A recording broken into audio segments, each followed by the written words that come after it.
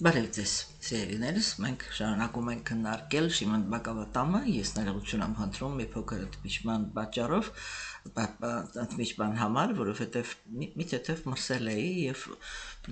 հարփոխային վիճակ էր եւ ձայնագրություններ անելը այդքան էլ հարմար չէր։ Եվ ուրեմն մենք ցես այդ այսօրվանից սկսում ենք Բաղավատամի 3-րդ երկի 6-րդ գլուխը։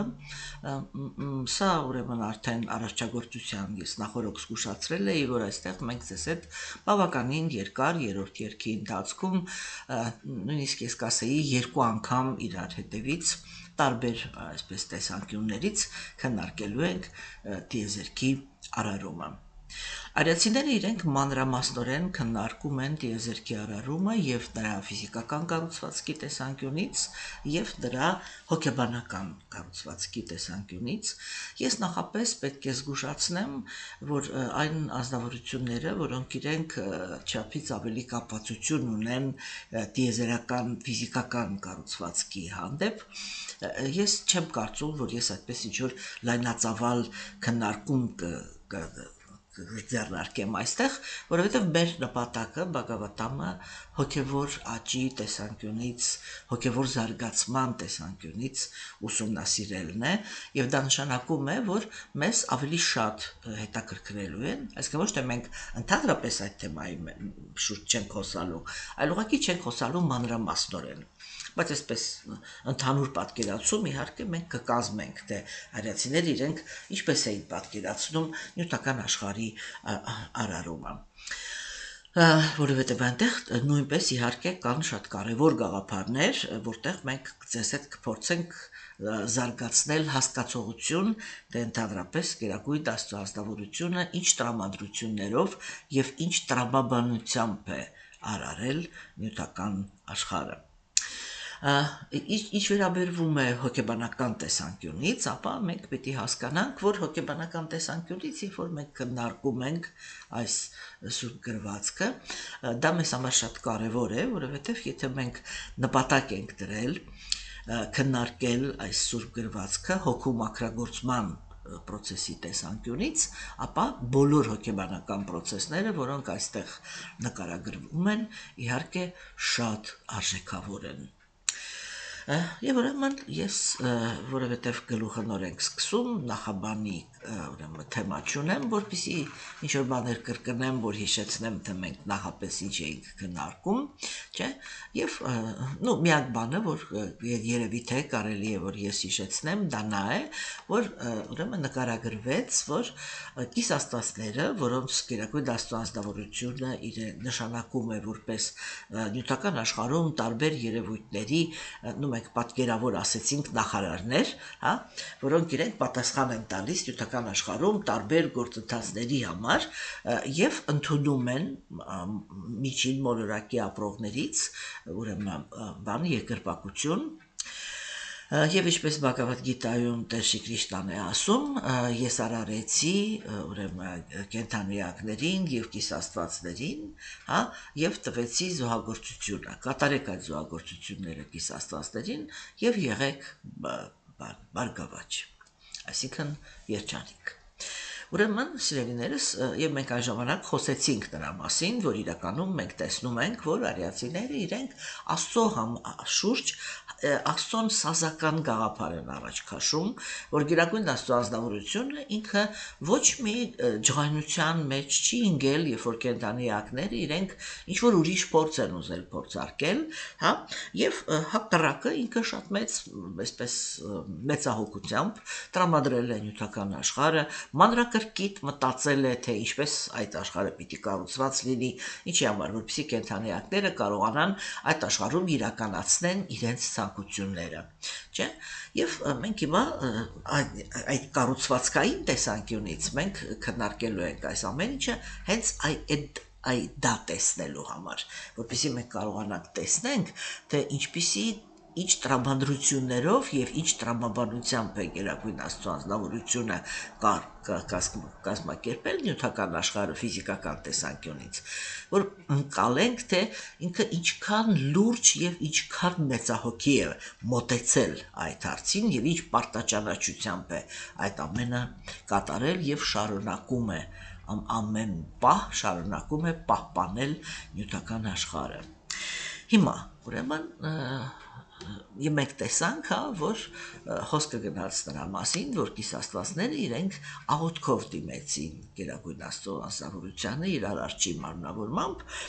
որն էր այդ աղոթքի հիմնական իմաստը։ Հիմնական իմաստը կայանում էր նրանում, որ կիսաստվածները խնդրեցին Գերագույն Աստծո անձնավորությունից ողորմածություն, որպեսզի իրենք միշտ կարողանան հասկանալ, թե տվյալ պահին նյութական աշխարհում այ ամեն մի պահի Գերագույն Աստծո անձնավորությունը ինչ նպատակներ է հետապնդում։ Ինչու համար, որպեսզի իրենք կարողանան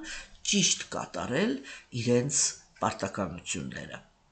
Մենք դες խոսեցինք նրա մասին, որ կիսաստվածները իրականում դա առաքինության գոյավիճակի ներկայացուցիչներ են։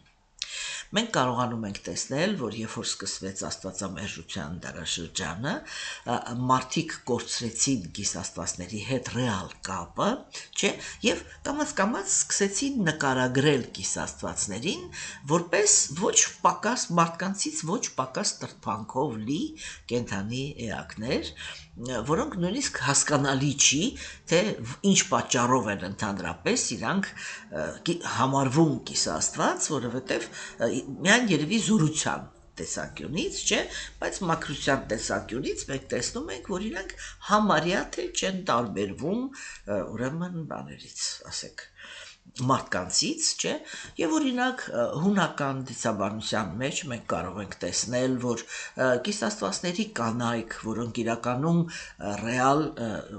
շատ առաքինի անձնավորություններ են, նկարագրվում են որպես անձնավորություններ, որ իրենց ամուսնուց բացի կարող են ուրիշ տարբեր կենդանիակներից երեխաներ ունենալ, կամ ասենք հենց ինքը կիսաստվածները կարող են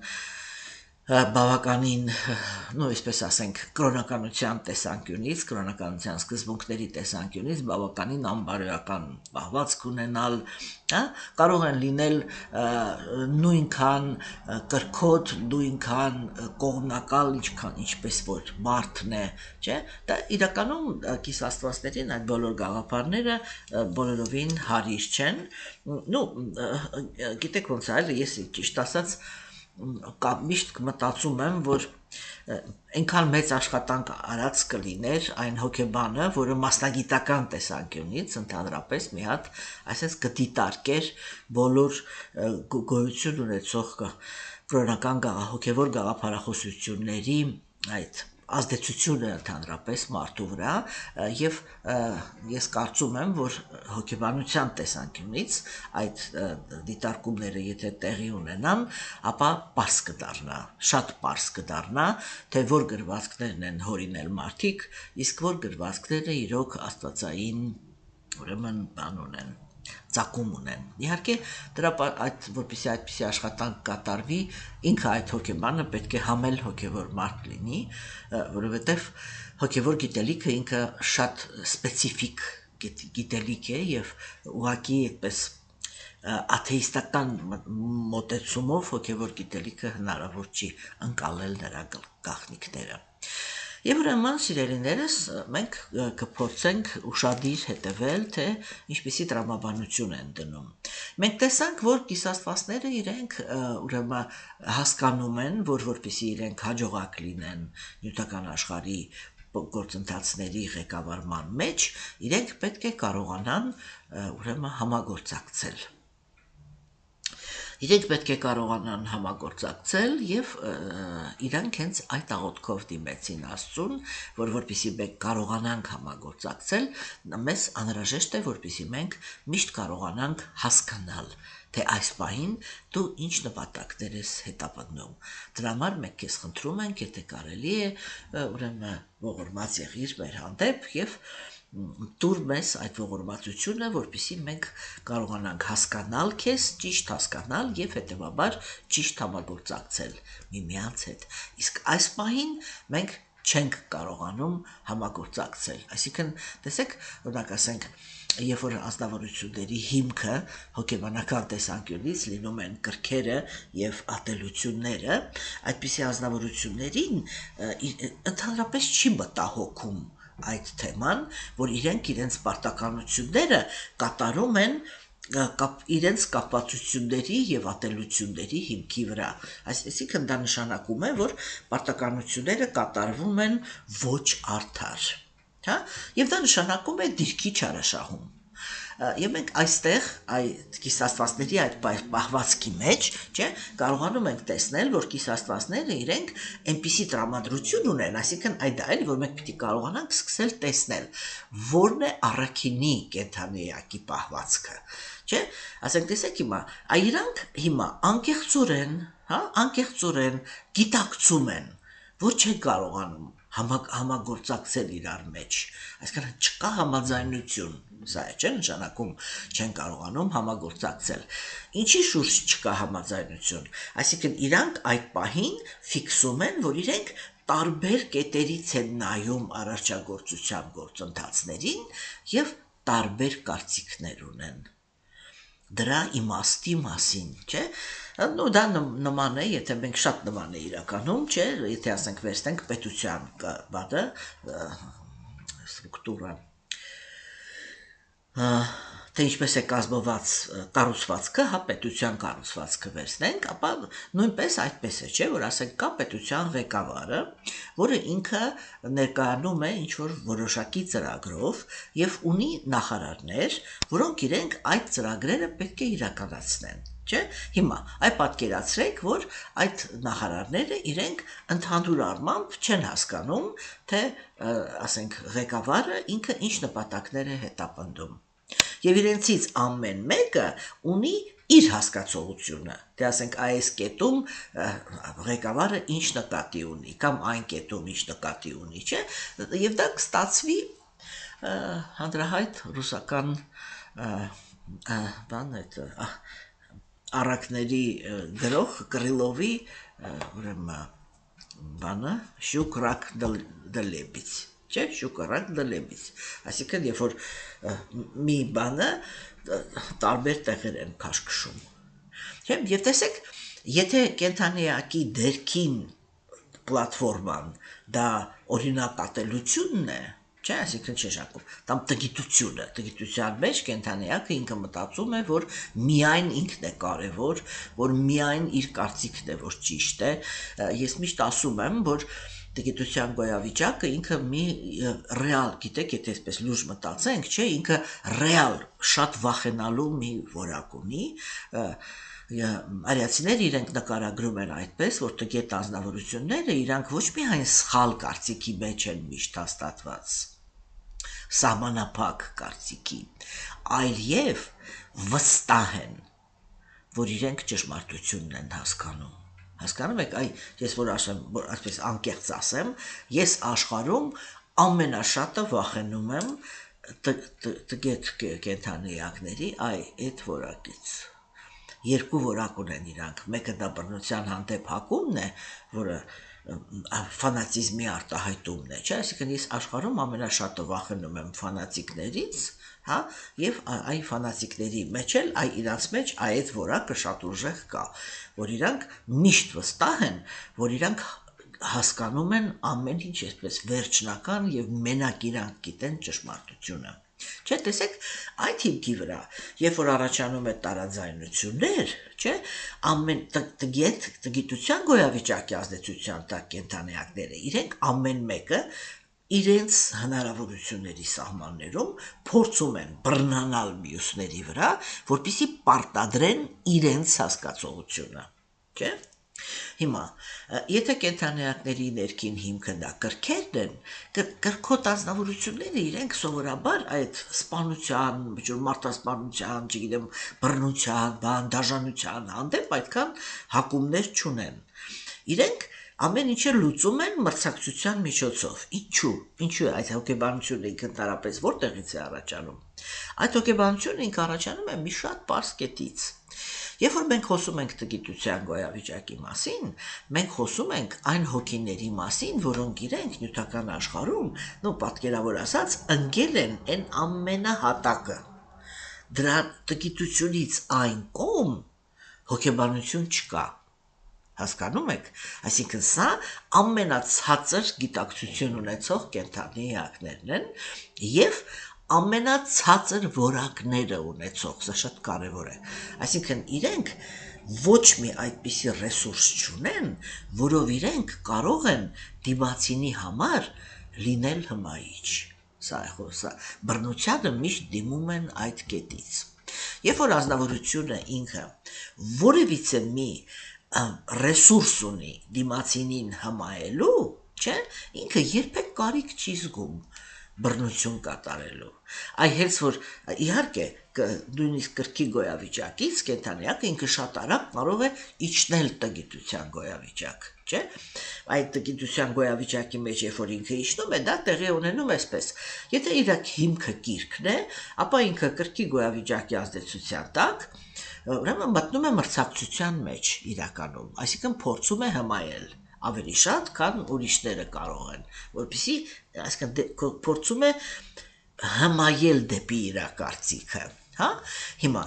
իսկ տգետները, իրենք ինչն է այդտեղ, չէ, իրանք ցածր որակներ ունեն, այսինքն իրանք այդ ռեսուրսը չունեն, հիմա, կրքոտները, երբ որ իրանց ռեսուրսը չի հերիքում, հասկանում եք, այդ չհերիքեց, ինչ որ մի մակարդակի իրանք կարողանում են հմայել, հետո եկավ սահմանը, այսրանց հետո իրանք էլ որակ չունեն, չէ, այև որ իրանց որակը չի երիքում, որ հմայեն, իրանք էլ կարող են դեգրադացիա լինել և իջնել տգիտության գոյավիճակի ազդեցության տակ, որի ազդեցության տակ, եթե կենդանիակը ինքը իջավ այդտեղ, ինքը արդեն անցնում է բռնության, որովհետև ռեսուրս չունի հմայելու, հասկանում եք, կրքոտները սովորաբար, կրքի գոյավիճակի ազդեցության տակ ազնվորությունները, դա հիմնականում շատ ակտիվ երկրորդ չակրա ունեցող մարդիկ են,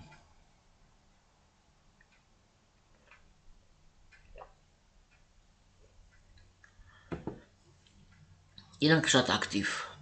ազնվորություններ են այդ իմաստով, և ուրեմն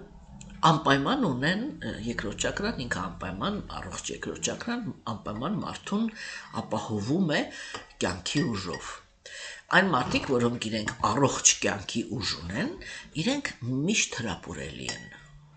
տեսեք օրինակ, երբ որ մենք խոսում ենք օրինակ մագիայի մասին, չէ,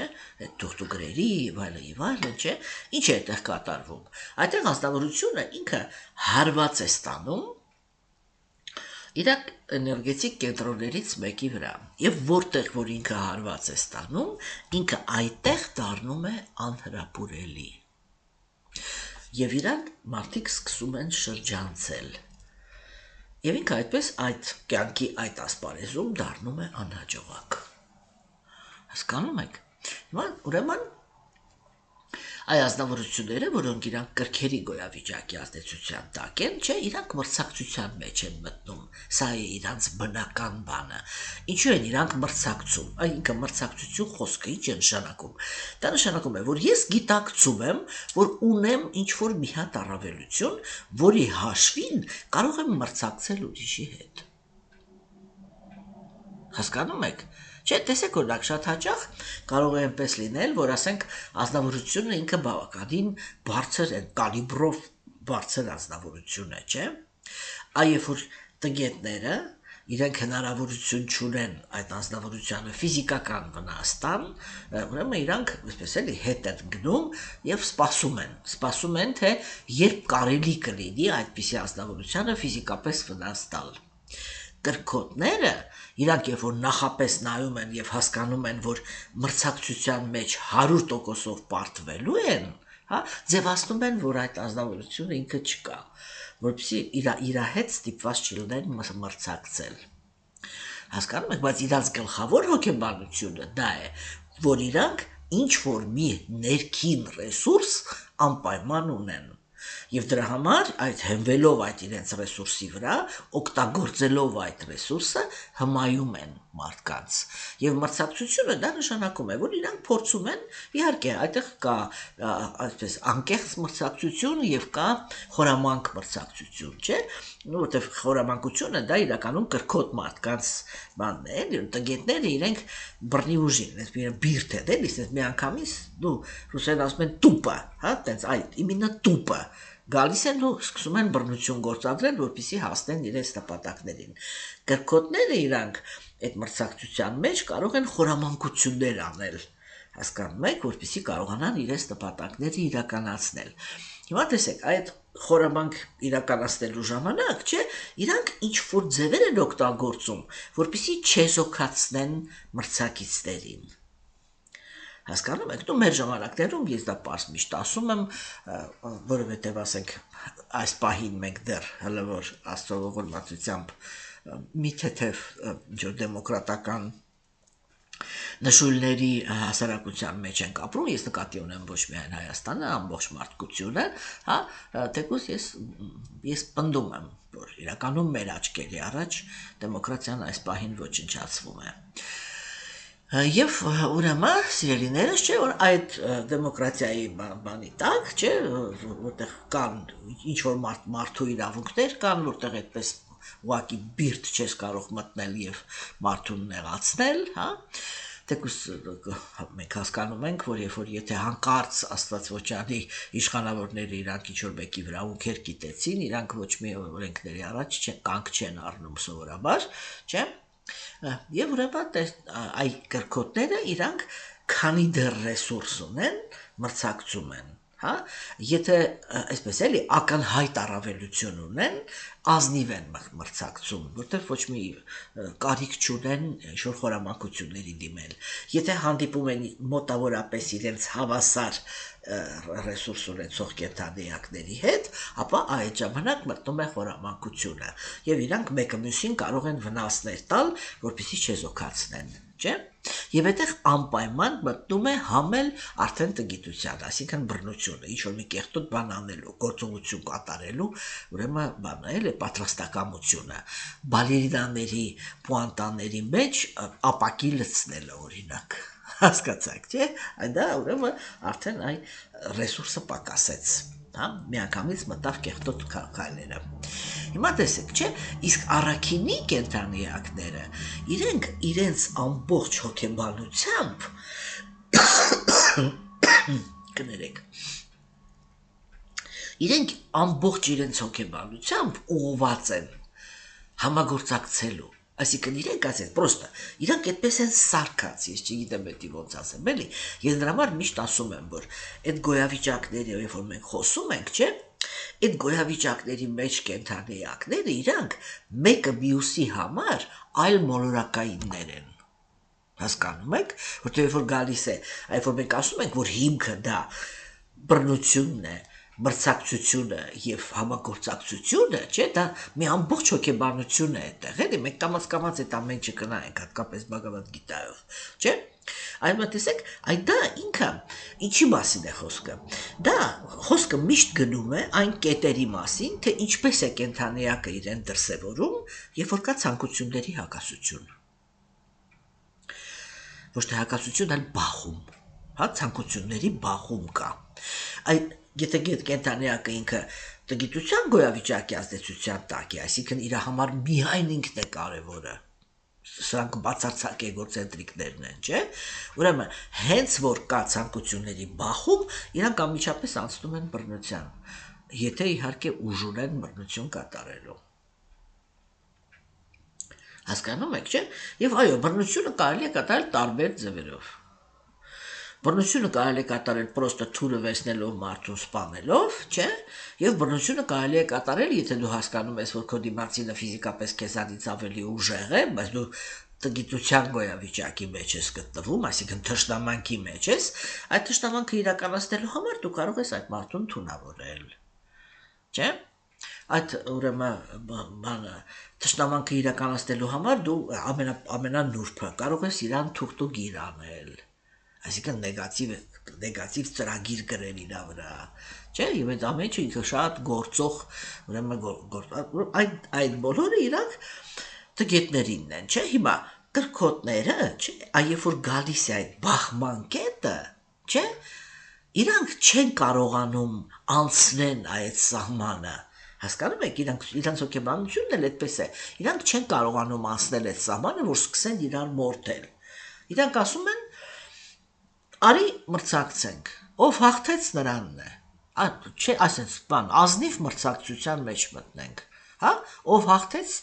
նրան էլ նա էլ իրականացնում է իր ցանկությունը։ Տեսեք, միանգամից իմինը մրցակցություն են առաջարկում։ Հասկանում եք, իսկ առաքելության գոյավիճակի անձնավորությունների հոգեբանությունը դա համագործակցությունն է։ Այսինքն իրենք միշտ լարված են այն բանի վրա, որ թույլ չտան ցանկությունների բախում։ Հա, եւ հենց որ զգում են, որ ինչ որ մի առարկայի երևույթի մարդու շուրջ այնպիսի ցանկություններ է ձևավորվում, որ այդտեղ կարող է բախում լինի, իրանցից ամեն մեկը, եթե բոլոր մասնակիցները առաքելության մեջ են, ամեն մեկը միանգամից սկսում է մտածել, ինչ կոմպրոմիսի կարելի է գնալ, որպեսզի հանկարծ կոնֆլիկտ չլինի։ Հասկանում եք, հիմա տեսեք, երբ որ այդ տեսանկյունից ենք նայում, եթե առաքինի կենդանիակը ինքը ապրում է տգետների եւ կրքոտների մեջ, չէ, ինքը միշտ լինում է զիջողի դերում։ Հայավարի մենք ասում ենք հարիվ։ Միշտ լինում է հարիվի դերում, այսինքն միշտ կորցնողի դերում է լինում, որովհետեւ իր հոգեբանությունը այդպիսին է, որ ինքը կոմպրոմիս է ման գալիս, ինքը պատրաստ է զիջողությունների գնալ, հա, իսկ տգետները եւ կրքոտները իրենք ընդհանրապես պատրաստ չեն զիջողությունների գնալ։ Եվ բարձր չէ, որ երբ որ իրենք հանդիպում են այնպիսի ազնվորությանը, որը ինքը պատրաստ է զիջողությունների գնալ, իրենք անմիջապես զավթում են այն տարածքը, որտեղ այդ ազնվորությունը ինքը զիջողությունների է գնում եւ ոչ մեկ նույնիսկ մտքի ծայրով չի անցնում մտածել, թե առաքինի ազնվորությունը ինքը այնտեղ ինչով մնաց ընդհանրապես, այն որ իրան կողոպտեցին դրա մեջ արդարություն կա թե ոչ։ Հասկանում եք, իսկ երբ որ հիմա ասենք գործ ունեին բաները, ասենք կիսաստվածները, չէ, կիսաստվածները իրենք բոլորը այս կամ այն չափով, տարբեր չափերով, բայց բոլորը գտնվում էին առաքինության գոյավիճակի ազդեցության տակ, չէ, եւ դրա համար է, որ իրանք կարողացան այսպես, իրանք հոգեբանությունն էլ այդպես է, որ իրանք անմիջապես, հենց որ չեն կարողանում գան մի մտածելակերպի, անմիջապես դիմում են ավակներին։ Կիսաստվածների համար ավակը դա կամ Տեր Բրահման էր, կամ գերագույն Աստծո անձնավորությունը։ Հասկանում եք, շատ հաճախ, երբ որ իրենք դիմում են Տեր Բրահմային, Տեր Բրահման իրենց բոլորին հավաքում է եւ տանում է Արարչի մոտ։ Հա, մենք այդ թեմաներով կակրաս այստեղ բավականին շատ դեռ խոսելու ենք։ Ուրեմն այսպիսի իրավիճակում, երբ որ կիսաստվածները իրենք հասկացան, որ այս պահին իրենք չեն կարողանում համագործակցել, որովհետև տարբեր տեսանկյուններ ունեն, իրենք աղոթքներով դիմեցին Աստծուն, որպեսզի գերագույն Աստծո ազնվորությունը իր Արարչի մարմնավորմամբ լուծի այդ խնդիրը, այսինքն տա իրենց այդ մի հասկացողություն։ Եվ ուրեմն արդեն ես կարդամ այսօրվա տեքստը, հա, եւ անցնենք առաջ։ Ուրեմն Շիմոն Բաղավատամ 3-րդ երգ 6-րդ գլուխ, արդեն գլուխը ինքը կոչվում է տիեզերական կերպարանքի արարումը։ Տեքստ առաջինից։ Ռիշի Մայտրեյան ասաց. այսպիսով Տերը լսեց, որ տիեզերքի արարման գործընթացը դադարեցվել է իր մահատատվան կոչվող էներգիաների գործողությունների անհամապատասխանության պատճառով։ Այդ ժամանակ ամենակարող գերագույն Տերը Կալի Աստվածուհու իր արտաքին էներգիայի հետ միասին, որը կապում է արարչագործության տարբեր տարրերը միմյանց հետ, միաժամանակ մտավ 23 նյութական տարրերի մեջ։ Ինչպես տեսնում ենք, բավականին բարդ տեքստ է, բայց մինչ այդ, որ մենք կանդրադառնանք տեքստի բուն իմաստին մենք ունենք նոր հերոսուհի, որի շուրջ իհարկե պետք է կարողանանք խոսել, որպեսզի կարողանանք հասկանանք, հա, թե ինչի մասին է այստեղ խոսքը եւ ով է Մայր Կալին։ Ուրեմն, սիրելիներս, Կալի աստվածուհին, դա, ինչպես այստեղ ասվեց, Գերագույն Աստծո ազնվորության արտաքին էներգիան է։ Ընդհանրապես նախասկզբնական Գերագույն Աստծո ազնվորությունը ինքը դիտարկվում է որպես Տեր Շրի Կրիշնան։ Մենք ձեզ հետ տեսանք, որ Բհագավատամը ինքը թվարկելով Գերագույն Աստծո ազնվորության մատնավորումները 3-րդ գլխում առաջի երգի վերջում ասեց Քրիշնաստու Բհագավան Սվայամ, բայց այդ բոլոր մատնավորումների մեջ Տեր Շրի Կրիշնան Գերագույն Աստծո ազնվորությունն է։ Այս պնդումը մենք կարող ենք հանդիպել միայն եւ միայն Բհագավատամի մեջ։ Մենք ձեզ հետ շատ ենք քննարկել, որ արիացիների, ուրեմն հոգևոր բանը, գաղափարախոսությունը ինքը բարդ կառուցվածք ունի, բայց բարդ կառուցվածք ունի այն իմաստով, որ ուրեմն 4 փուլեր կան հոգևոր զարգացման եւ այդ 4 փուլերը ամեն մեկը ունի այդ փուլին համապատասխան սուրբ գրվածք։ Առաջի 3 փուլերի մեջ գլխավոր դերակատարն է ուրեմն արարիչը, հա, եւ արարչի գերհոգու մարմնավորումը։ Այդ երկուսն են գլխավոր դերակատարները։ Երբ որ այդ 3 փուլերում է խոսեցվում հոգևոր բազմազանության, այսինքն հոգևոր աշխարհի մասին, այնտեղ էլ գլխավոր դերակատարը ներկայանում է Նարայանը։ Հա, ով է Նարայանը։ Մենք ձեզ հետ բազմիցս զրուցել ենք նրա մասին, չէ, որ իրականում գոյություն ունի, դրեք մի վարքյան, որ իրականում գոյություն ունի, ուրեմն բան, ասեք, որ իրականում գոյություն ունի Գերագույն Աստծո ազնվորության, ինչպես ցանկացած ազնվորության, գոյություն ունի այդպիսի խնդիր, չէ, որ ցանկացած ազնվորություն ինքը ունի ուրեմն բան, հզորություն եւ ունի հմայք։ Եվ ես կարծում եմ, որ այս շեշտը, որը ես միշտ դնում եմ, ինքը շատ բարձրացնում է ընդհանրապես ազնվորության մասին գնահատական կազմելու մշակույթը,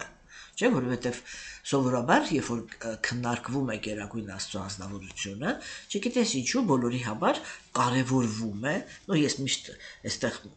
մեկ այսպիսի բաներ եմ ասում, որ դու կարող է ընկալվել այնպես, որ ես ինչ-որ տղամարդկանց դեմ ինչ-որ բաներ ունեմ, բայց իրականում դա այդպես չի, մենք ուղղակի քննարկում ենք, որ ամեն կենդանի էակ ինքը ճշմարտությանը մոտենում է համաձայն իր պայմանավորված վիճակի, չէ՞։ Եվ տեսեք, ասենք, օրինակ, ասենք այդ իմաստով Գերագույն Աստծո ազնվորության հզորությունը ինքը շատ հետաքրքիր է տղամարդկանց համար։ Եվ դա բնական է, չէ՞։ Ինչու է բնական։ Որովհետև Գերագույն Աստծո, որովհետև կներեք տղամարդիկ, իրենք այնպիսի ֆունկցիաներ ունեն հասարակության մեջ, չէ, որտեղ իրենց հզորությունը կարևոր է։ Եվ դրա համար իրենց համար շատ կարևոր է խոնարհվել, երկրպագել Գերագույն Աստծո ազնվորության հզորությանը, որտեղ իրենք հենց հզորության թեմայի մեջ պաշտպանության կարիք ունեն։ Իրենք իրենց շփոթված են զգում, երբ որ խոսքը գնում է նրա մասին, որ Գերագույն Աստծո ազնվորությունը ինքը էմոցիոնալ է, եւ որ ընդհանրապես էմոցիան կարող է ինչ-որ մեծ դեր խաղալ կենդանիակների կյանքում։ Հասկանում եք, ինչու է դա տեղի ունենում, որովհետև իրենց կյանքում, չէ, նյութական աշխարհում էմոցիան ինքը համարվում է կենդանիակի թուլությունը։ Չէ, եւ տղամարդիկ իրենք շատ լավ գիտեն, որ իրենք իրանց մեջ, հա, իրենք իրանց մեջ չեն հարգում այն տղամարդկանց, ովքեր որ էմոցիայի հանդեպ հակում ունեն։ չէ՞։ Ну, այսպես եթե մի քիչ տնավարի ասենք, մենք կարող ենք տեսնել, որ ասենք այդպիսի բաներ, չէ, պիտակավորումներ են արտահայտվում, որ ասենք եթե տղամարդը ինքը մի քիչ էմոցիոնալ է, իր մասին իրանց տղամարդ համարող տղամարդիկ անվանում են ղզիկ, չէ,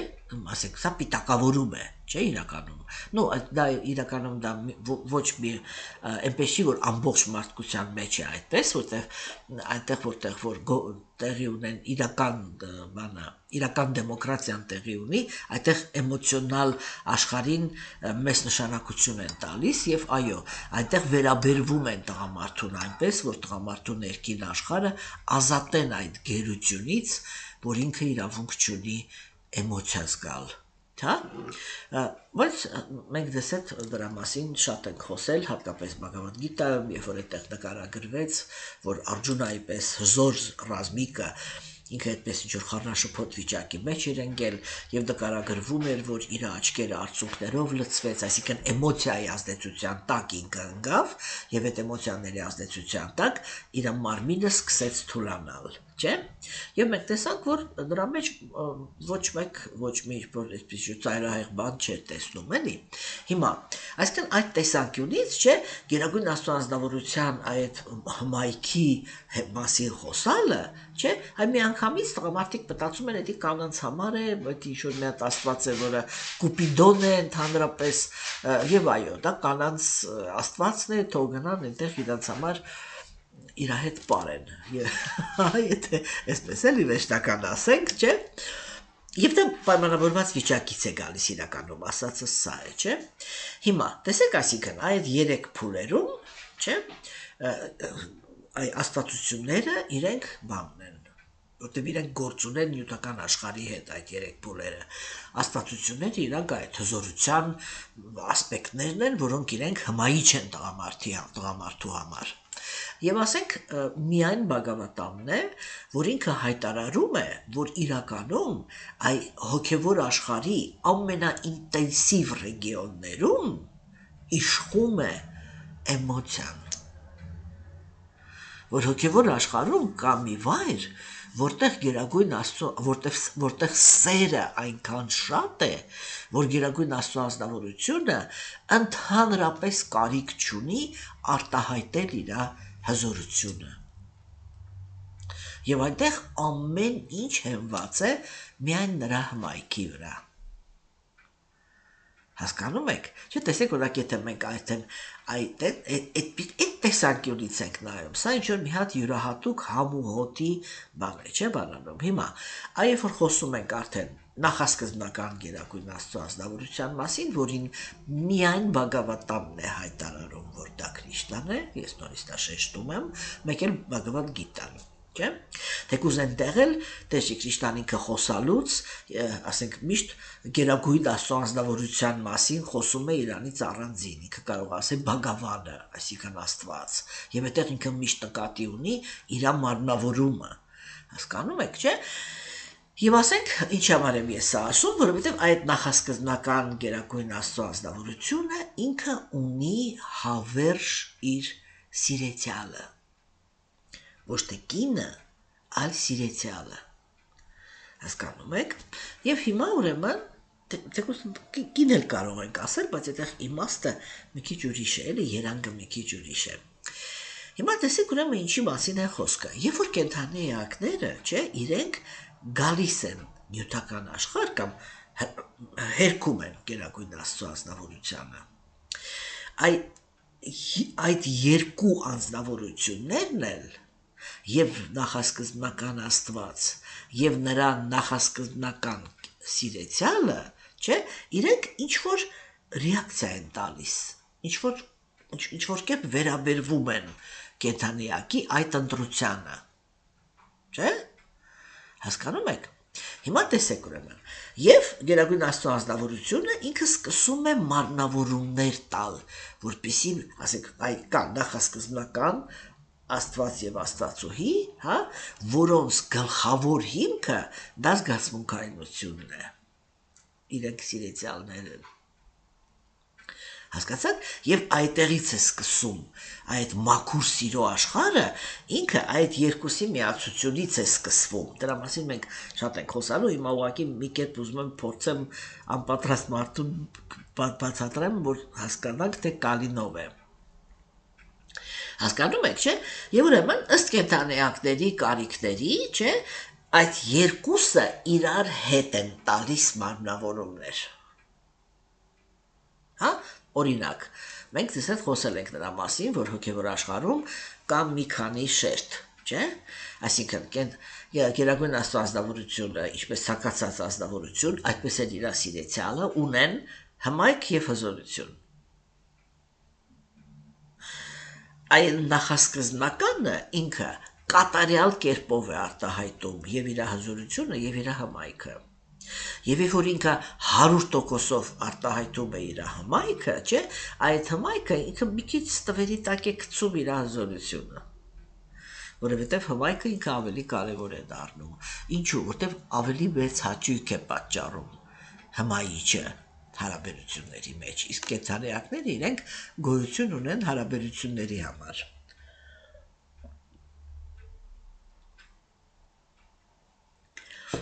Հիմա սիրելիներս,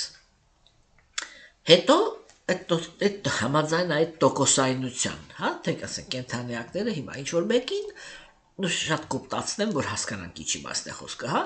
ինչ-որ մեկին ասենք դուր է գալիս, երբ որ գերագույն աստվածավորության մեջ 15%-ով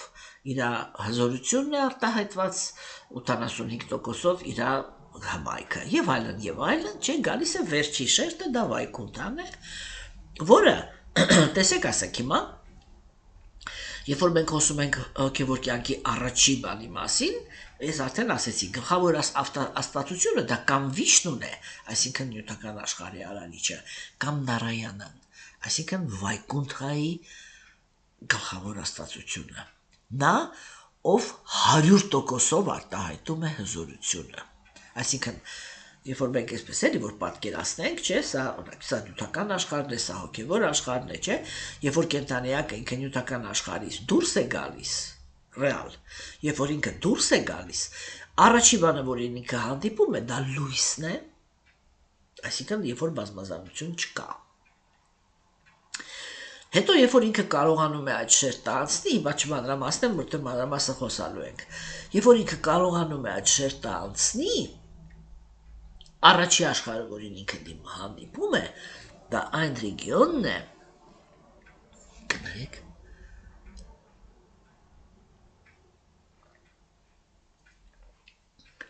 այս նրա մաչեի ձայն հագրում էլի խոսալը դժվար է։ Ուրեմն դա այն ռեգիոնն է, որտեղ իշխում է այն աստվածը, որը ինքը արտահայտում է հզորությունը։ Հիմա, իր սիրեցյալը իր հետ միասին, այ որ գերագույն Աստծո անձնավորությունը ինքը տվեց առաջին մարմնավորումը, նույն բանը անում է ինքը։ Տվեց ինչ-որ մարմնավորում, նույն բանը անում է ինքը։ Եվ որ մենք արդեն խոսում ենք այդ Նարայանայի մասին, չէ, այսինքն այդ ռեգիոնի մասին, որտեղ բանն է, էլի, որ ինքը տեր է, այ 100%-ով արտահայտված է իր հզորությունը։ Այդտեղ իր հետ հարաբերությունները միայն ծառայողական են։ Կենդանեակը ինքը երբ որ գիտակցում է գերագույն Աստծո անձնավորության հզորությունը, ինքը ծառայողականից այն կողմ ոչ մի զգացմունք չի կարող դրսևորի Աստծո հանդեպ։ Հասկանում եք, սա շատ կարևոր, սա իրականում սա է այն գիտությունը, որը մարդկությունը այս պահին ընդհանրապես հոգևոր դաշտում չունի։ Հիմա սիրելիներս, ուրեմն, ինչ է այդտեղ դուրս գալիս, տեսեք, իսկ իր սիրեցյալը ինքը այդտեղ արտահայտված է որպես իր կինը, որը ինքը արդեն բավականին այսպես սառն է իրան պահում, էլի, հասկացաք, չէ։ Դրանից հետո գալիս է Վիշնուն, եւ Վիշնուի հետ նույն Լաքշմին է, այսինքն նույն այդ բարգավաճման աստվածուհին է հիմնականում, չէ։ Հիմա, հետո մենք տեսանք, որ նյութական աշխարհում երկու մարմնավորումներն են, որ գերագույն Աստծո անձնավորությանն են, չէ, դա արարիչն է եւ քայքայողը։ Արանքում Տեր Բրահման է, որը ինքը երկրորդական արարիչն է, եւ երկրորդական արարիչը դա կենդանեակի բանականության մարմնավորումն է։ մենք ձեզ հետ դրա մասին հեսա մի քիչ հետո կխոսանք, էլի, հիմա բանջանեմ, հա, եւ տեսեք, ասենք, այ երբ որ գալիս է Տեր Շիվան ինքը ուրեմն այ Աստվածուհին էլ ինքը գալիս է որպես Մայր Դուրգա, չէ, որը շատ անուններ ունի Մայր Դուրգան, որտեղ Տեր Շիվայի եւ իր կնոջ հարաբերություններն էլ իրենք բավականին բարդ են։ Սա խոսակցություններ են, որը մենք ընթացքում ամեն անգամ կքննարկենք, այս աշուտով մենք պատմության մեջ ենք մտնելու, որտեղ տեսնելու ենք, թե ինչպես Տեր Շիվան ինքը ամուսնացավ օրինակ Սատիի հետ, չէ։ Հիմա տեսեք ուրեմն, այստեղ քննարկվեց Մայր Կալին, հա։ Ուրեմն Մայր Կալին ինքը համարվում է ժամանակի եւ Աստվածաբանի եւ ազատության մայրը, հա, այսինքն Կալին ինքը այն այդ էլի մայր Աստվածության դա այն իր ֆորման է, չէ, որը ինքը կապված է այդ ժամանակի ուժի հետ, հա, իսկ որն է ժամանակի ուժը, ամենամեծ ուժը որն է, դա այ տրանսֆորմացիայի այն հնարավորությունն է, չէ, որը նյութական աշխարհում կա մահվան եւ հաջորդ ծնունդի այդ հատվածը, հասկանում եք, չէ, հիմա ուրեմն Մայր Կալին ինքը ինչպես եւ Տեր Շիվան, հա, իրանք այն նրանք են, ովքեր որ այդ մահվան եւ հաջորդ ծնունդի տրանսֆորմացիան են ապահովում եւ համել իրանք նրանք են, ովքեր որ ազատում են կենդանիակներին իրենց կեղծ եսից, հա։ Այստեղ ինչու եմ ես ուզում շատ մանրամասը կանգնել Կալի Աստվածուհու վրա, որովհետև հատկապես նրանք, ովքեր որ դիտել են Մահադև ուրեմն սերիալը, հա,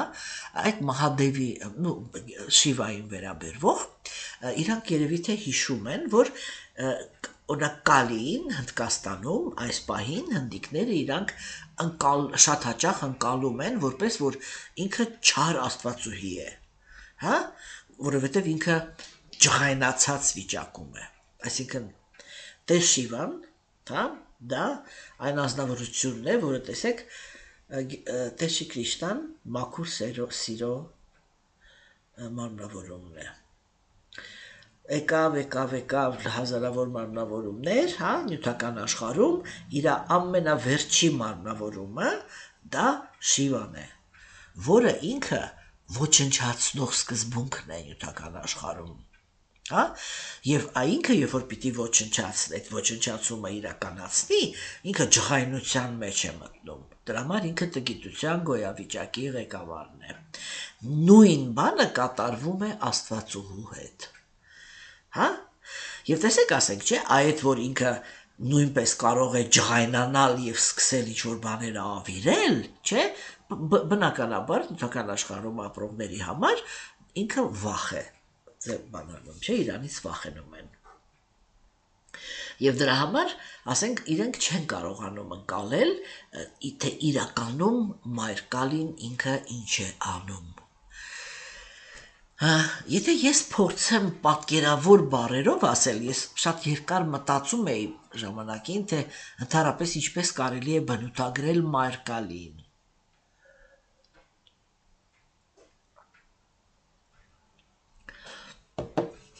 Ուրեմն եթե փորձենք իրան այդ տեսանկյունից, որ փորձենք իրան բնութագրենք, չէ, մենք կարող ենք ասել, որ խիրուրգ,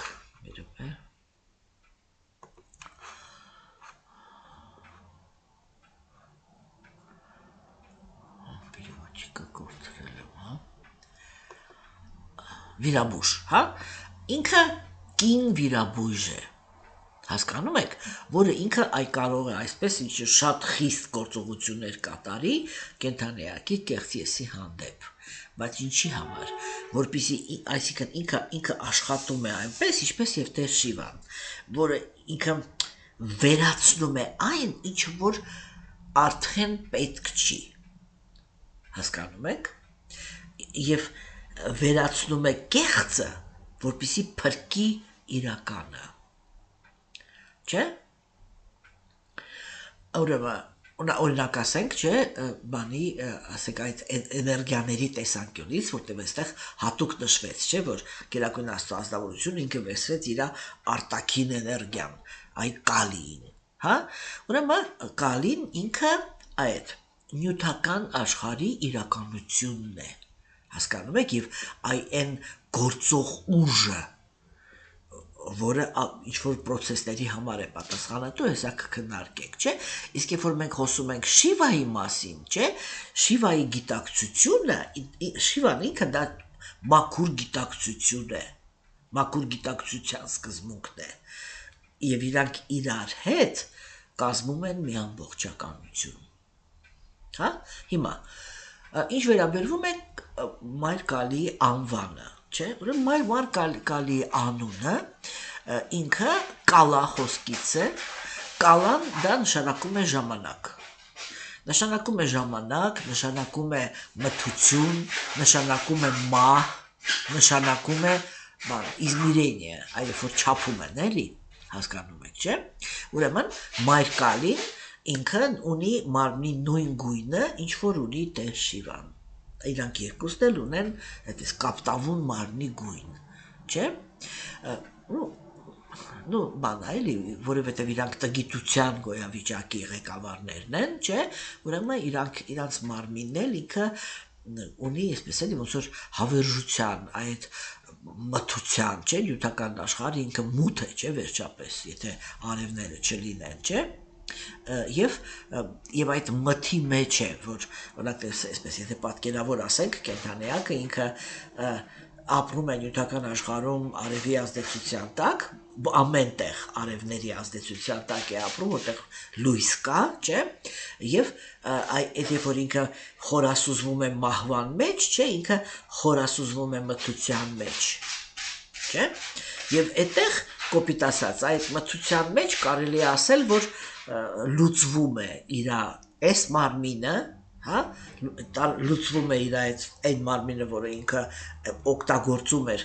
քանի դեռ կենդանի էր, ինչի համար, որպեսզի ինքը նորից ծնվի, հասկանում եք, չէ, ուրեմն, երբ որ մենք արդեն դիտարկում ենք Մայր Կալիին ոչ թե կենդանեակների վախի տեսանկյունից, սա շատ կարևոր է, էլի, որտեղ ամեն մի մարմնավորում, այսպես ասեմ, տալիս է այդ մարմնավորումը Գերագույն Աստծո ազնվորությունը, թե նրա սիրեցյալը, չէ, այդ մարմնավորումները իրանք կենդանեակների կողմից նյութական աշխարհի ինչ որ վերաբերմունք են առաջացնում, չէ, օրինակ ասենք, մենք կարող ենք այսպես ասել, էլի, որ նույնիսկ եթե մենք խոսում ենք բանի մասին, ասենք, Գերագույն Աստծո ազնվորության մարմնավորումների մասին, չէ, նա ում որ ինքը եկել է պաշտպանի, ասենք նույն վերցնենք նույն Նարասիմհայի, որը մենք հետագայում կնայենք, էլի Աստծո ջղայնության ֆորման, չէ, ուրեմն նա ում որ ինքը պաշտպանում է, չէ, նրա համար այդ աստվածությունը ինքը հրապուրելի, հիասքանչ, այսպես ապաստարան տվող ազնվորություն է, բայց նա ում որ ինքը եկել է պատժելու, այդ ազնվորությունները իր հանդեպ սարսափ են, չէ, զգում, այն Մայր Կալին ինքը այդ դերում է հայտնվել, հասկանում եք, հա, որտեղ իրականում, չէ, երբ որ մենք խոսում ենք, օրինակ ասենք Մայր Կալիի մասին, այսպես էլի, իմաստության բարձունքից, չէ, օբյեկտիվ, ապա Մայր Կալին ինքը շատ կարևոր ֆունկցիաներ է կատարում, հա, ուրեմն, երբ որ քննարկենք այդ տեսանկյունից, չէ, Մայր Կալիի հիմա ատրիբուտները, ինքը նկարագրվում է որպես մի անձնավորություն, որը մուգ մաշկ ունի, չէ, եւ սա իրականում ընդհանրապես այդ մուգությունը, չէ, ինքը միշտ ոնց ասեմ, էլի չեմ կարողանում ձևավորեմ, որ ասեմ, տեսեք, տիեզերքը ինքը մութ է, չէ, եւ այն լույսը, որը մտնում է տիեզերք, որպեսզի օբյեկտները դառնան տեսանելի, չէ, մենք ինչ-որ մի տեսանկյունից եթե մենք խոսանք, չէ, մենք կարող ենք ասել, որ այդ որ մենք արդեն տեսնում ենք աշխարհը, չէ, ինքը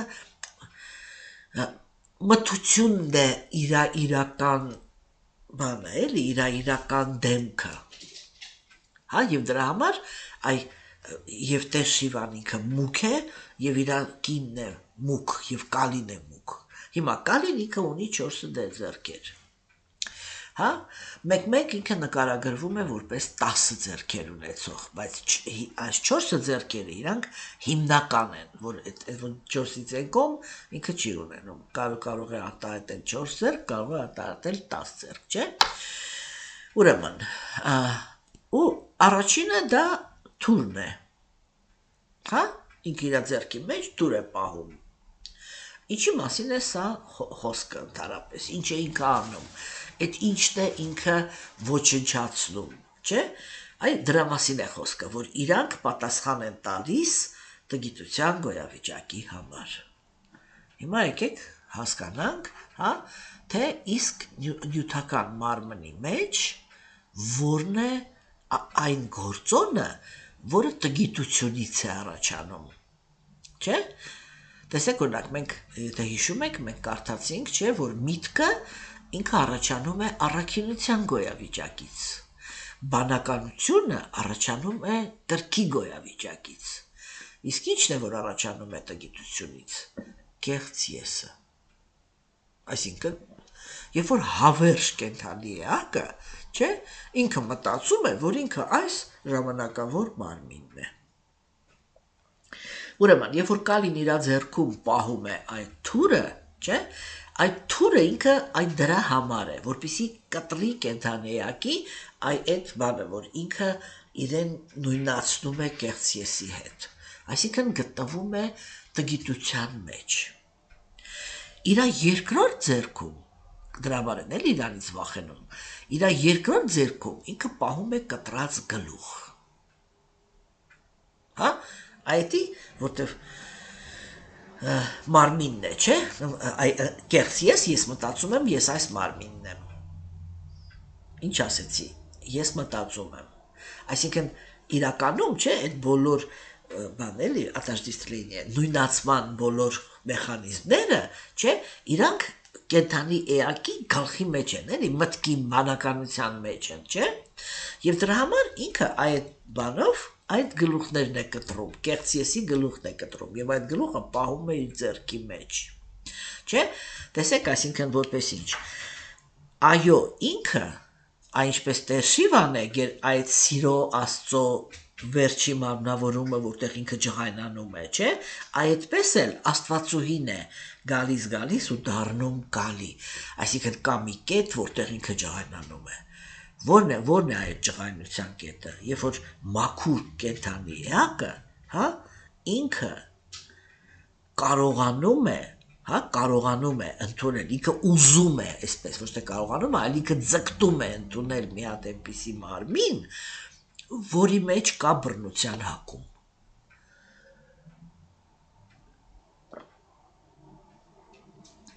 Եվ Կալին ջղայնացած կտրում է այդպիսի գլուխները, հա։ Հիմա, երորդը դա ինքը ժեստ ունի, որը անվախության ժեստն է, հա, դա կոչվում է ափայա մուդրա, այս պահին պատրաստ չեմ այդ ափայա մուդրան ցույց տամ, կհիշեմ, հետո կնայեմ, մոռացա, որ դրա մասին պիտի խոսամ, եւ ասենք այդ անվախության բանը, չէ, ինքը բան է անում էլի, ասեք, ինքը առաջարկում է կենդանեակին չվախենալ, գնալ դեպի սեփական ինքնության վերականգնումը, չէ, եւ չորրորդ ձեռքով ինքը նորից մուդրա է ցույց տալիս, հա, որը ինքը կոչվում է բան էլի, վառամուդրա, բան տվող, նվեր տվող, հա, այսինքն ողորմածության մուդրա, հասկանում եք, հիմա, այորեք մենք տեսանք, չէ, որ հիմա պատկերացրեք, որ ինքը ասենք այդ 4 գլխով կանգնած է, չէ, այսպես կատաղած, մազերը գզգզված, մուկ գույնի ջղայնացած կին է, չէ, ու այսպես թուրը կտրած գլուխ, բարձ է, որ երբ որ կենդանիակներին նայում են այդ կերպարին, չէ, իրանք նյութական աշխարհում ապրողներ, իրանք վախ են զգում։ Բայց իրականում դա այն ջղայնությունն է, որտեղ Աստվածուհին ուզում է վերջ տա կենդանի էակի այդ մղձավանջին, որը կոչվում է հոգու մաքուր հոգու նյութական գոյությունը, չէ՞։ Հիմա ինքը կրում է բան այդ ծաղկի պսակի փոխարեն կրում է այդպես գլուխներից պատրաստած դե Շիվան էլ ինքը բան գանգերից գիրլանդա է կրում, չէ՞։ Հասկանում եք, այսինքն իրանք այդ բանն են կրում, որ իրական նյութական աշխարհի իրական դեմքը այս սա է ժամանակավորությունը, հասկանում եք։ Եվ ինքը բան գոտի է կրում կտրած ձեռքերից։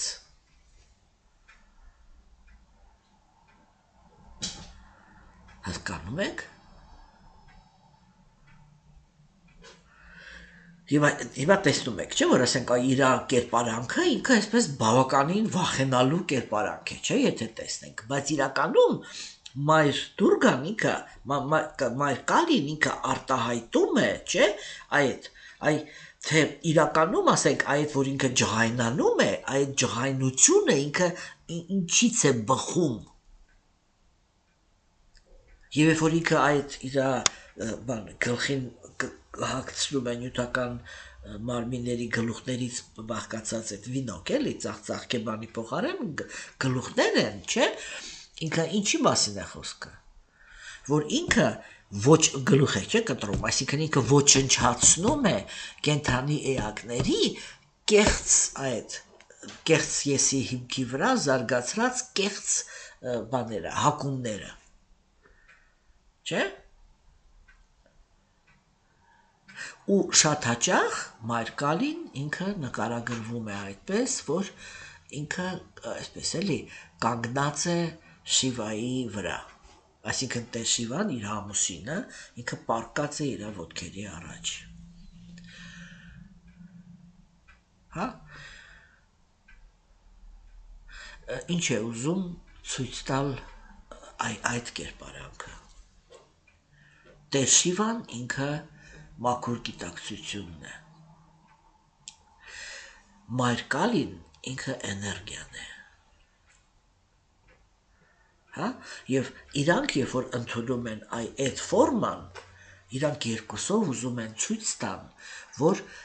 գիտակցությունը առանց էներգիայի, հա, ինքը անշարժ, տեր Շիվան անշարժ պառկած է, ինքը անշարժ է, իսկ էներգիան առանց գիտակցության ինքը կույր է, հա, այսինքն ամեն ինչ պտտվեց թարս, ամենասկզբում Ռաթան եւ Կրիշնան իրար հետ մաքուր սիրո հիմքի վրա ամեն ինչը կատարելության մեջ է, կատարելությունը խախտվեց, հասկանում եք, եւ այդ նույն զույգը ինքը դարձավ այդա, մայր այսինքն Ռաթան, որը ինքը սիրո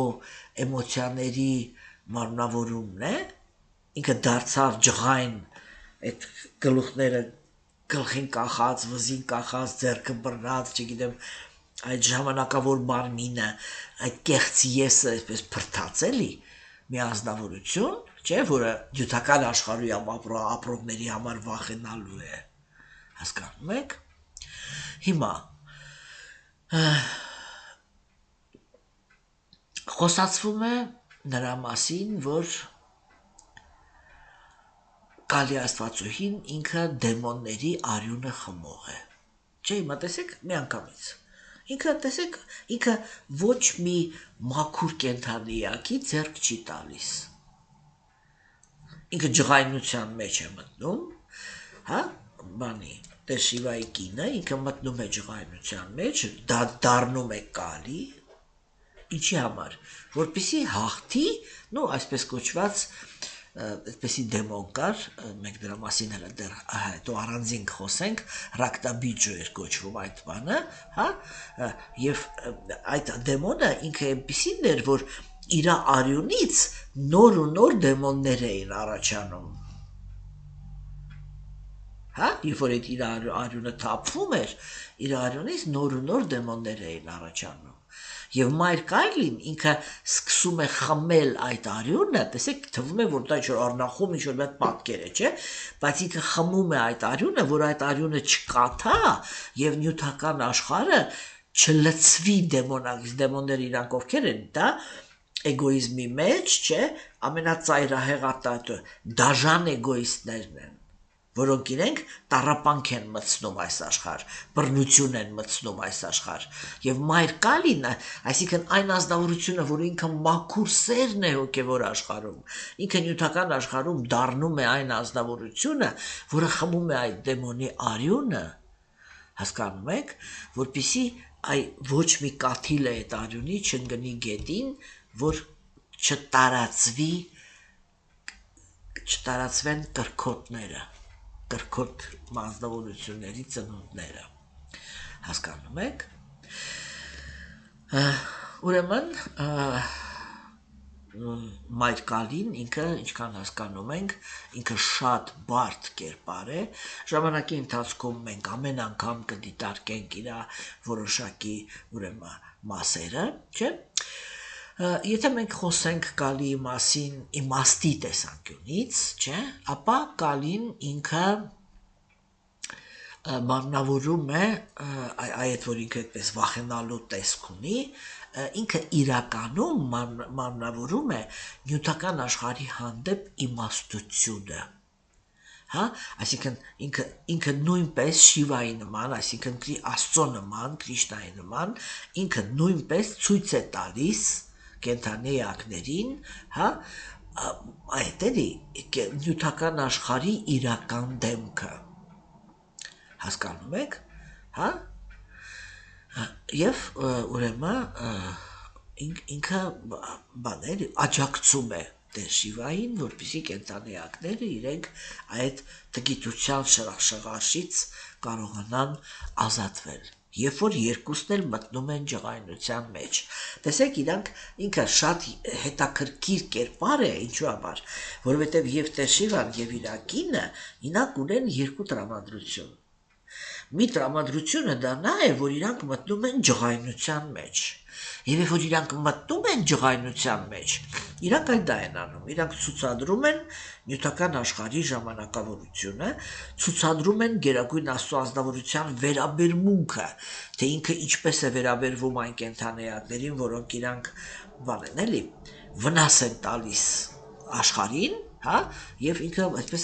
ավիրում է այդ աշխարհը, նույն բանը անում է Մայր Դուրգան իր չափով, չէ՞, այսինքն իրենք ունեն խաղաղ վիճակ, որտեղ այդ նույն դեմոններից իրանք ընդունում են ծառայություն եւ կատարում են իրանց ցանկությունները եւ ունեն մի հատ իրավիճակ, որտեղ իրանք արդեն այդ նույն դեմոններին բացարձակապես ուրիշ կերպ են վերաբերվում, հասկանում եք։ Եվ սա ինքը հասկանում եք, որ շատ բարդ կերպարներ են եւ Տեր Շիվան եւ Մայր Դուրգան, թե ուրեմն Մայր Դուրգան ինքը մի քանի ձևեր ունի, որով ինքը բան է անում, արտահայտվում է, ես կթվարկեմ ընդամենը երևի մի 3-4-ը, հետագայում նորից եմ ասում, մենք շատ ավելի մանրամասը տեղերում ինչ-որ ավելի մանրամասը կնայենք, ուրեմն իր ձևերից մեկն է Դաքշինակալին, հա, որը ինքը շատ ողորմած է, Դաքշինա դա նշանակում է բան էլի, բան տվող,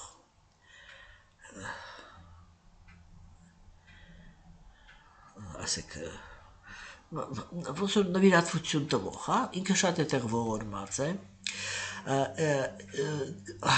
այդ իր Դաքշինակալին ինքը հովանավորն է բանիկ ընտանիքավոր ազնվորությունների համար, հա, եւ ինքը իր արտաքին տեսքը այնպիսին է, որ երբ որ իրանից աստվածություն է սարքում, որ իր աջ ոտքը ինքը առաջ է, դրված, հա, ընդհանրապես աջ ոտքը ինքը միշտ մաչես, այն որ նույնիսկ քրիստոնյաներն են ասում կամ մարդիկ են ասում գնաց դեպի ձախ, չէ, пошел налево, հա, այսինքն այդ աջ ոտքը ինքը միշտ դիտարկվում է որպես առաքինության գործողությունների հիմք։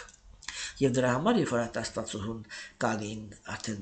նկարագրում են որպես այդ իր ողորմածության տրամադրությունների մեջ, ինքը այսպես նկարագրվում է աջ ոտքը առաջ դրված, հա, հաջորդը դա Սմաշանակալին է, սա արդեն յոգերի Աստվածուհին է, հա, եւ ինքը նախատեսված է յոգերը, երբ որ իրանք խոնարհվում են Կալի Աստվածուհուն իմինը որպես Սմաշանակալին ինքը օգնում է, որպեսզի յոգերը իրանք շատ ռադիկալ կերպով հրաժարվեն նյութական աշխարհից, հա, ուրեմն ինչպես է սա իրականացվում, Սմաշանակալին ինքը արտահայտվում է, երևի թե դուք գիտեք, որ կրեմատորիաներում, եթե այսպես ասեմ, հա, Հնդկաստանում կրեմատորիաները իրանք այնպիսի դա չեն, ինչպես որ մեր քաղաքակիրթ աշխարհում է այսպես կոչված, այնտեղ ուղղակի բաց երկնքի տակ,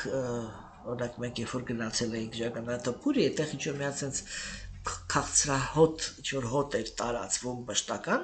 մենք առաջի անգամ էինք Հնդկաստանում եւ չենք կարողանում հասկանալ դա ինչ հոտ է, հետո պարզվեց, որ հենց մեր հյուրանոցի կողքը այդ կրեմացիայի պլաշատկա կա այդտեղ, հա, որտեղ ուրեմն այդ փայտերի վրա այրում են դիակները։ Ու բավականին արդեն հատկապես երբ որ իմանում ես, այդ օդը շնչելը շատ տհաճ է, բայց հենց այդ է, որ այդտեղ յոգերը իրանք շատ հաճախ գնում են այդ վայրերը, իրանք նստում են եւ նայում են այդ ամեն ինչին եւ դա համարվում է, որ դա Սմաշանակալիի արտահայտումն է, որտեղ իրանք կարողանում են հասկանալ նյութական աշխարհի իրական դեմքը, հա, հաջորդը դա Մահակալին է, Մահակալին դա արդեն տիեզերական ասպեկտն է Կալիի, որը ինքը ժամանակից դուրս է, հա, եւ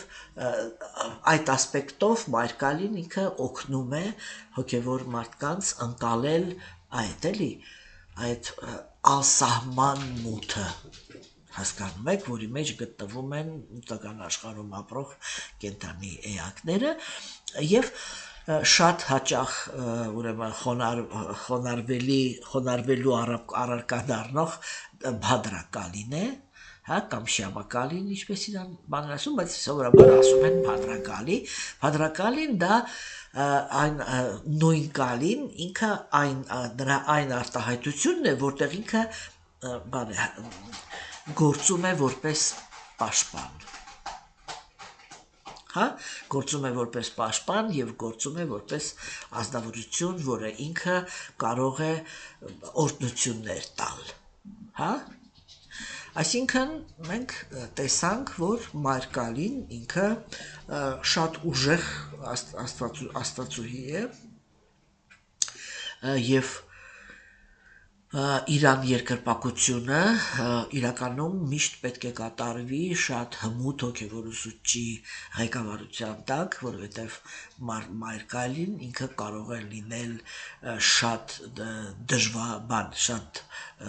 դաժան, արագ ջղայնացող, հա, եւ ուրեմն դրա համար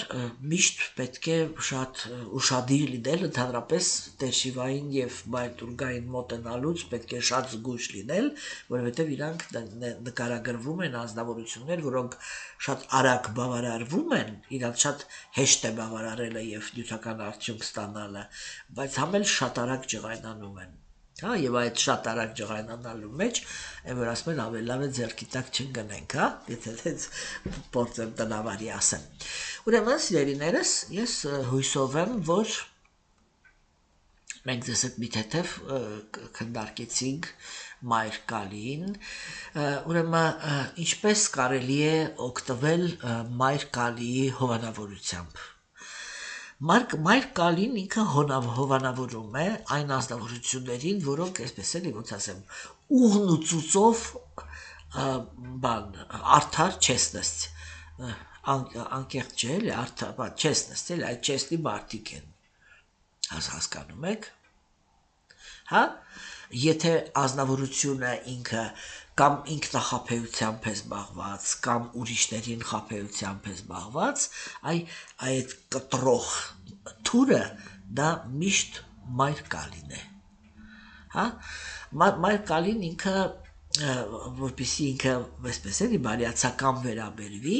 պետք է ունենալ անվախ սիրտ, հա, ինչ է նշանակում անվախ սիրտ, վախկոտ սիրտը շատ հաճախ չի կարողանում անել այն, ինչը որ ճիշտն է, հա, ինչու համար, որովհետև նյութական աշխարհում ճիշտը մեկ կենդանեակի համար վախենալու է։ Վերեմ մի հատ պարզ օրինակ, որպեսզի մենք հասկանանք ինչի մասին է խոսքը։ Տեսեք, ասեք, չէ, ենթադրենք Աստված հեռու պահի բոլորիս, հա, ենթադրենք հանցագործ երեխա ունենք։ Եվ ճիշտը դա նա է, որ մենք կարողանանք հանձնել իրան, որ ինքը պատիժ կրի եւ ընդունենք, որ այդ պատիժը արդար է։ Համաձայնեք, որ դա այդքան էլ հեշտ չի, չէ՞։ Եվ այդպես վերաբերվելու համար մենք պետք է կարողանանք անվախ սիրտ ունենանք։ Անվախի այս դեպքում ինչի հանդեպ, այն տառապանքի, որ կրելու ենք, երբ որ մեր երեխայի տառապանքը տեսնենք, անկախ նրանից, թե ինքը ինչպիսին է, չէ՞։ Ուրեմն մայրկալին ինքը լավ է վերաբերվում, երբ որ կենդանեակը ինքը չեստի, հիմա բաչանեմ էլ են խոսքը, հա, անվախ է իր սրտում, հա, եւ կարողանում է ինքնակամ բաց թողնել այն ամեն ինչը, ինչ որ իր համար ավելնորդ է։ Այստեղ մտնում են սովորությունները, որոնք ավելնորդ են, դերերը, որը ինքը իր վրա վերցրել է, կապերը, որոնք ավելնորդ են եւ այլևս չեն նպաստում, որպեսզի կենդանեակը ինքը իմինը հոգեվոր զարգացում ունենա։ Այսինքն հրաժարվածության հանդեպ հակումը մարկալին ինքը շատ լավ է վերաբերվում այդպիսի անձնավորություններին։ Եվ վերջի որակը, որը կենդանեակը ինքը պետք է ունենա, որպեսզի մարկալին ինքը այսպես էլի բարյացակամ վերաբերմունք դրսևորի, դա կարեկցանքն է։ Հասկանում եք։ Այսինքն ինքը մենք կարող ենք ասենք ինչ հետարքիր է, չէ՞, ինքը այսպես ինչ-որ մի ջղայն բնություն ունի, հա, բայց կարեկցողներին է հովանավորում, որտեղ իրականում այդ իր ջղայնությունը ինքը արտահայտվում է տգիտության հանդեպ։ Ինքը դեմոններին է վնաս տալիս, այսինքն նրանց, ովքեր որ դաժան են ուրիշ կենդանեակների հանդեպ, այդ որ ինքը իրանց պատժում է, դա իրականում իր կարեկցանքի արտահայտումն է, ում հանդեպ, այն նրանց, ով որ այդ ազնվորությունների զոհն են դառնում, հասկանում եք, ուրեմն, ինչ է անում կալին, եթե կենդանեակը ինքը արդեն այդքան համարձակություն է ունենում, որ կալին ընդունի իր սրտի մեջ եւ թույլ տա, որպեսի կալին, նո, դա իմացիացարանի մարմնավորումն է, էլի, եւ թույլ տա կներեք մի րոպե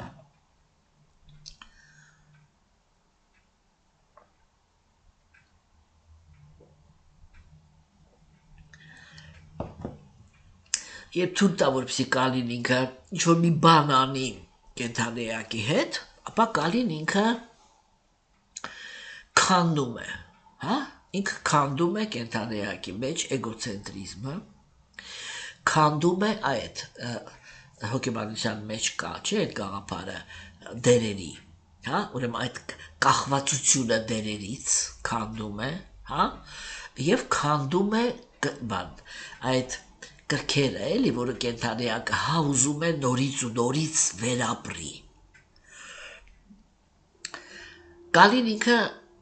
եթե մտավարթն կենդանեակի մեջ, այդ ամեն ինչը քանդելուց հետո կենդանեակին տալիս է ներքին ազատության զգացում, պարզ ընկալում, հա, բան, ասեք, պաստատա, պարզ կյանքով ապրելու ունակություն, հա, եւ ամենակարևորը լռության հանդեպ հակում։ Ընդհանրապես, երբ որ ազնվորությունը ինքը հրաժարված է, հրաժարված ազնվորությունները իրանք մենություն են սիրում։ Իսկ ինչն է շատ մենության մեջ, լռությունը։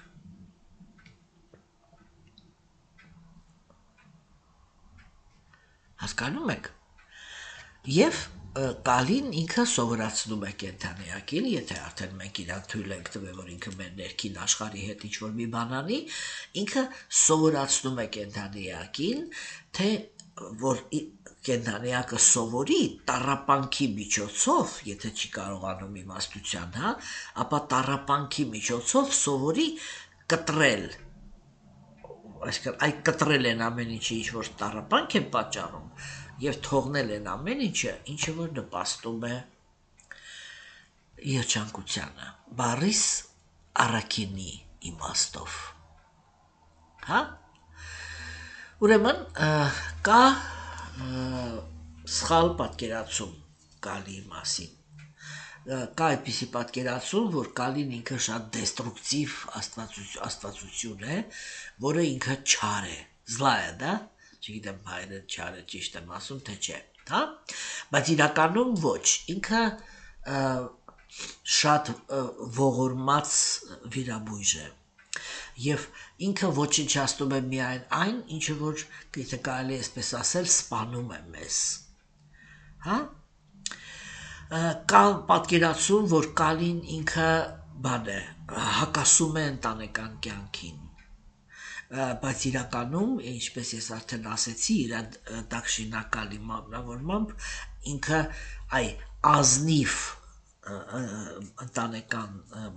բանեն, ազնվորություններին, որոնք իրենք բարոյականության սահմաններում ամուր ընտանիքներ են կազմում, ինքը շատ մեծ հովանավորություն է ցուցաբերում, հա? Հիմա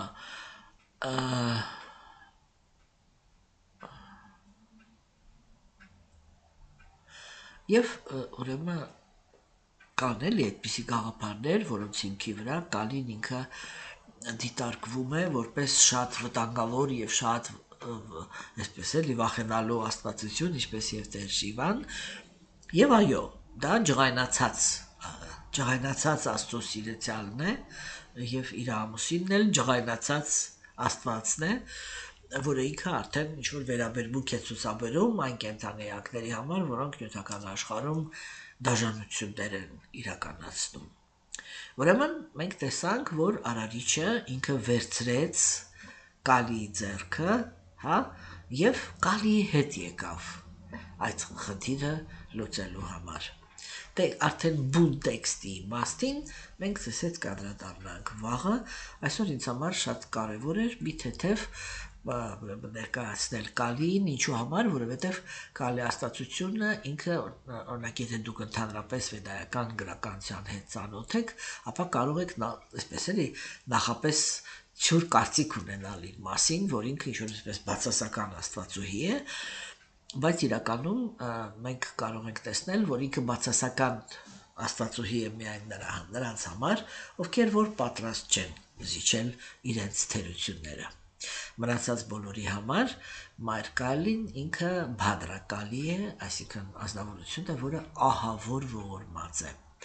Եվ այստեղ տեսեք, մենք նորից տեսնում ենք, որ նույնիսկ եւ Աստված է այդպիսի բնավորություն դրսևորում եւ Աստվածուհին, որ եւ նա եւ մյուսը իրենք նույնիսկ իրենց ջղայնության մարմնավորման մեջ, չէ, ունեն այդ տարանջատումը,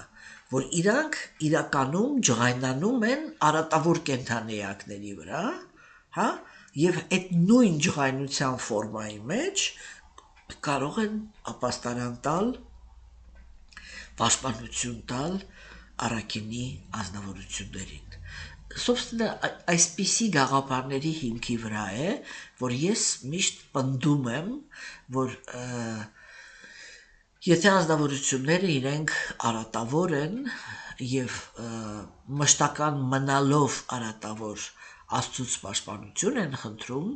Գերագույն Աստծո ազնվորությունը համառորեն, եթե մենք ուշադրություն ենք դարձնում, ապա մենք միանգամից կարողանում ենք դա տեսնել։ Համառորեն չի պաշտպանել, չի պաշտպանում եւ չի պաշտպանելու։ Դեպի Գերագույն Աստծո ազնվորության եւ նրա զույգի սիրտը ճանապարհը միայն եւ միայն ներքին առաքինությունն է, որը սկսվում է ճշմարտության հանդեպ հակումից, ուրեմն ինչքան մենք տրորում ենք ճշմարտությունը, այդքան ուղիղ այդքանով մեր մեջ մաքրություն չկա։ Այսինքն մենք արդեն իսկ չենք կարող լինել Աստծո համար հաճելի կենդանիակներ։ Ինչքան որ մենք հերքում ենք իրական գիտելիքի, օբյեկտիվ գիտելիքի հիմքի վրա արդարությունը, այդքան մենք կեղտոտված կենդանիակներ ենք, եւ Գերագույն Աստծո ազնվորությունը երբեք չի աջակցելու մեզ։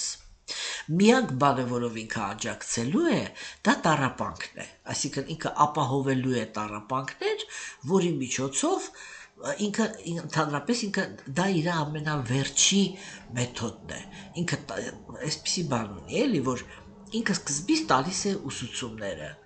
այսինքն դիմում է կենդանիակի բանականությանը։ Եթե կենդանիակը ինքը իր բանականությունը չօգտագործեց, այդ ցուցումները չընդունեց եւ չհասկացավ, թե ինչ պիտի անի եւ չսկսեց դա անել, որպեսզի Աստծուց պաշտպանություն ստանա, այդ դեպքում կենդանիակը ուղղակի ստանում է տառապանք։ Եվ մայր գալին ինքը հենց Աստվածուհու այդ վերաբերմունքն է, եւ որ ինքը արդեն ջղայնացած գալիս է թուրը ձեռքին է վերցնում։ Հասկանում եք։ Ուրեմն, մենք պետք է հասկանանք, որ սա ինքը օրինաչափություններ են, որոնք անքննարկելի են։ Մենք պետք է սա հասկանանք։ Եվ եթե մենք սա չկարողացանք հասկանալ, մի հատ էլ թեմա ինքը փակվում է, չէ՞, որ գալու է հաջորդ տառապանքը, եւ մենք նորից հարցադրում կատարենք, թե za что։ Այսինքն ինչ էինք արել։ Իսկ իրականում լիքը վատ բաներ ենք անում։ Հասկանում եք։ Եվ սա ինքը շատ կարևոր